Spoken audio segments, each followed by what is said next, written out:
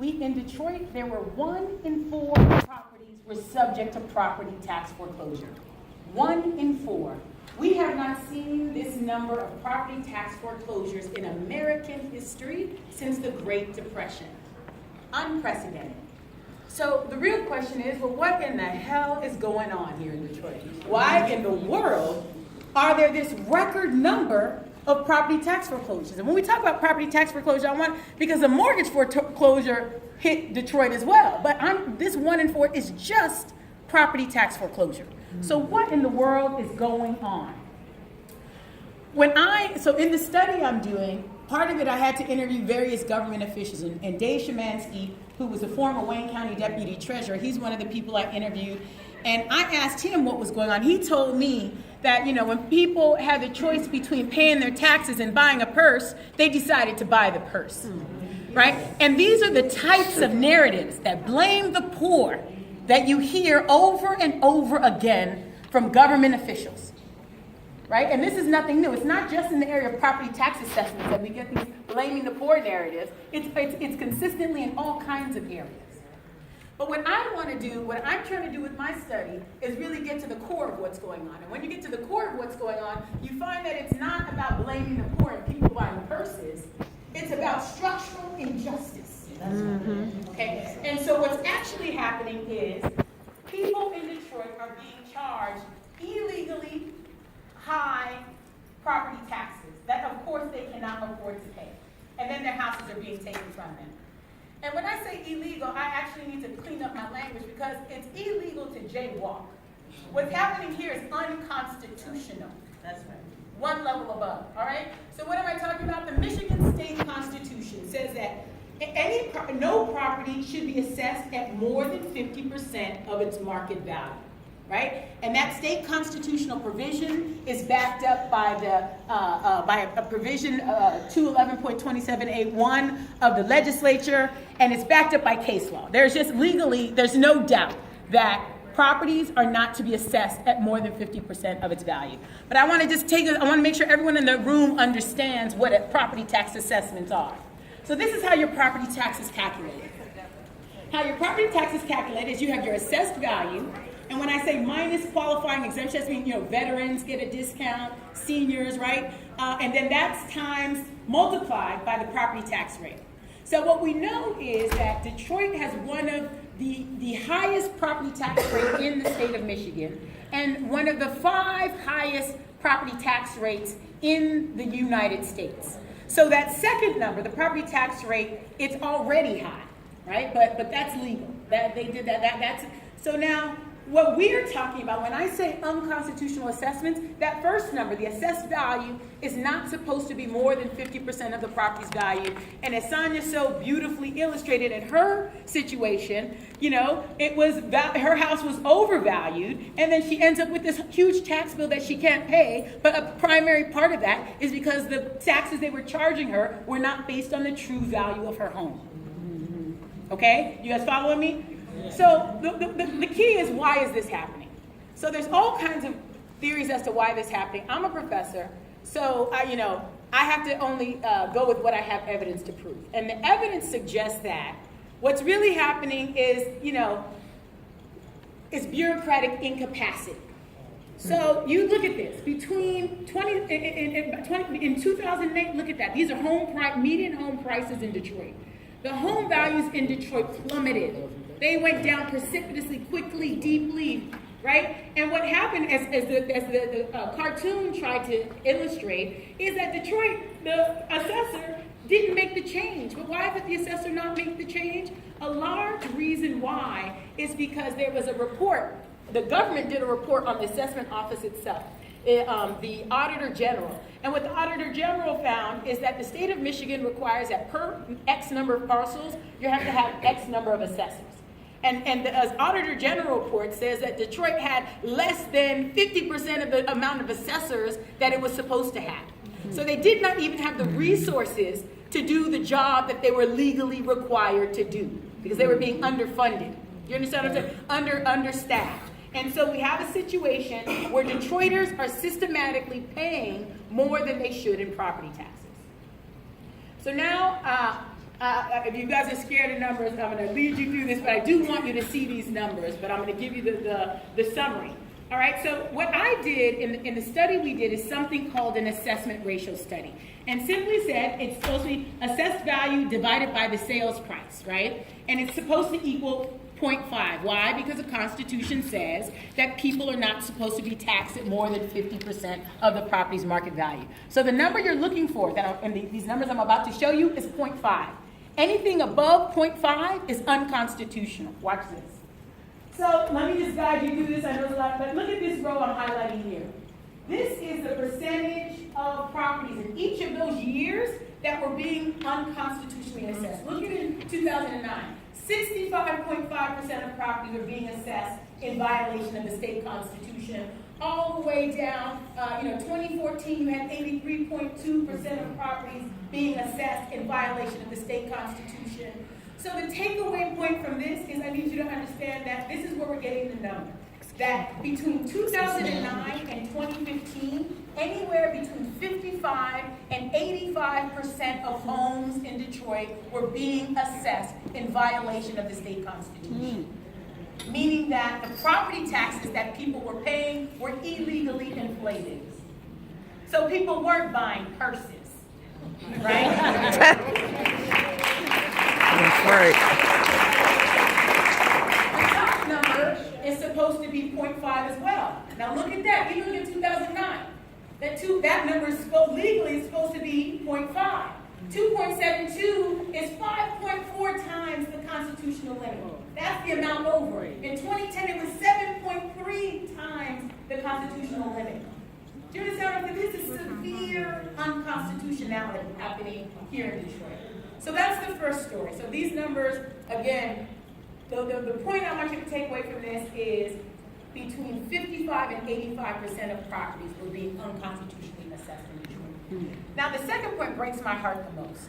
Because then, as a researcher, we wanted to know, all right, who is paying these taxes? So we broke the data up into what we call 5 quintiles.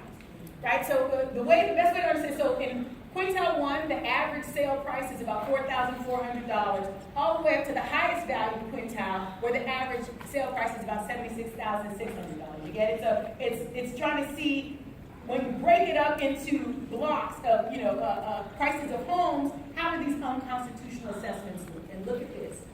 My God. In quintile 1 and 2, meaning homes valued at about less than $10,000, over 95% of those homes are being unconstitutionally assessed. Oh, so the very people who don't have the money to pay these illegally inflated property taxes are the very same people who are being hit the hardest by these unconstitutional properties. Over 95% of people whose homes are valued less than $10,000 are being unconstitutionally assessed. But look at what breaks my heart the most. Look at the other side of the chart, quintile 5. Homes worth about $76,000. Look at that. Only about 16% of those homes are being unconstitutionally assessed. Okay? So if none of these numbers make sense to you, all I want you to understand is that the burden of these unconstitutional assessments is being borne by the people who own the lowest valued homes, who are the people who are probably the poorest homeowners, the people who can least afford to be unconstitutionally assessed. So those numbers make no sense. Understand what I just said, and you'll understand why my heart is broken by all of this. So what are we doing here? When you come across, when you do so I did a study. I'm a professor. I'm a law professor. I'm a law professor from Chicago, but I'll be right here at Wayne State all of next year. So I'm moving to Detroit. Woo-hoo. Super excited to be here. Super excited. But what are all of us here trying to do? We try to do some of it. This is crazy, right? I promise you, I do. My specialty is stolen land from people in the African diaspora. My last book was about stolen land in South Africa. I'm now working in Detroit, which is part of the African diaspora. Johannesburg is 80% black. Detroit is 80% black. Make sure to make these connections. I'm also working in Colombia with Afro descendants there. My specialty is about people stealing land from black folks. Okay? And it's important that we make these connections, that it's not just Detroit where this is happening.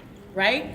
And so what are we all trying to do? What are we trying to put an end to this? It's foolishness. I mean, there's just no other way. This is foolishness. It's just complete and total foolishness. And so the first demand is to really just stop these unconstitutional. This needs to stop, right? And so after the coalition did our research, and we figured the people who have the power to stop this is Alvin Horn, the chief assessor, and Mike Duggan, who's the mayor. So the first request is we're saying for those properties, those low-valued properties, those properties where we know are being most deeply unconstitutional assessed, we're saying across the board, just give a 30% cut. Just 30% off the cut, just cut. Yep. If you have a low, just cut those assessments. Because what happened is this year they actually did the long overdue reassessment of properties in Detroit, and things have gotten better. So I should, that is a positive thing. The assessments used to be this far off, and now they're still off, but it's smaller. But it's still significantly off for lower valued homes. So we reran the numbers for this year, which is the first year they did the reassessment, and we found that homes valued at $18,500 and below are over 90% of those homes in that category are still being over 90% are still being unconstitutionally assessed. So that's why we're saying, even after the reassessment, the lowest valued homes, again, the homeowners who can least afford these illegal assessments, are still being unconstitutionally assessed. So the first demand is just across the board, do those cuts. We had a meeting, the coalition had a meeting with Alvin Horn on, what was that, Mike? What day did we go there? Tuesday? Thursday.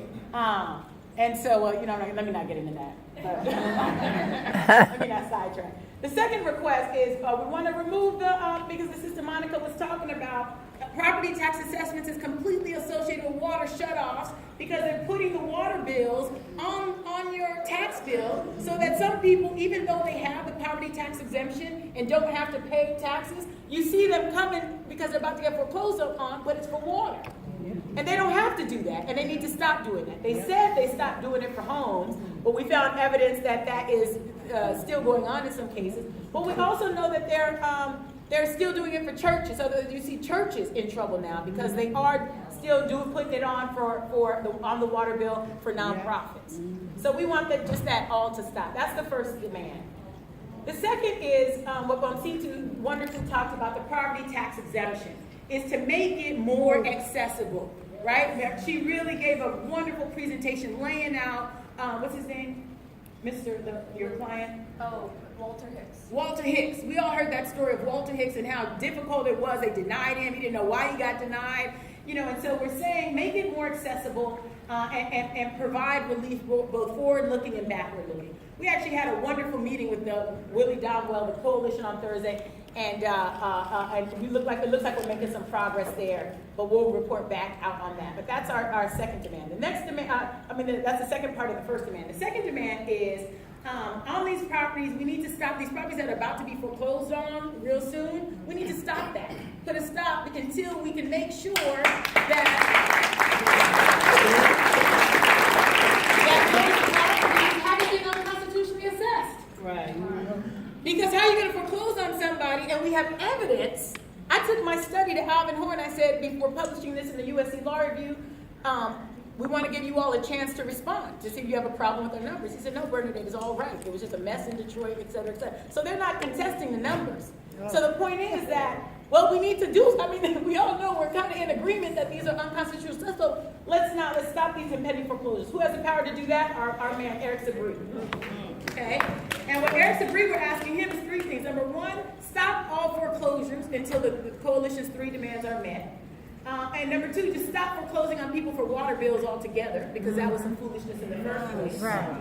And the last one we're asking is to stop foreclosing on people who owe less than $15,000. Because there's another thing happening in Detroit. If your house is worth $50,000 and you owe $6,000 in taxes, when they foreclose, you don't get the remainder of the money.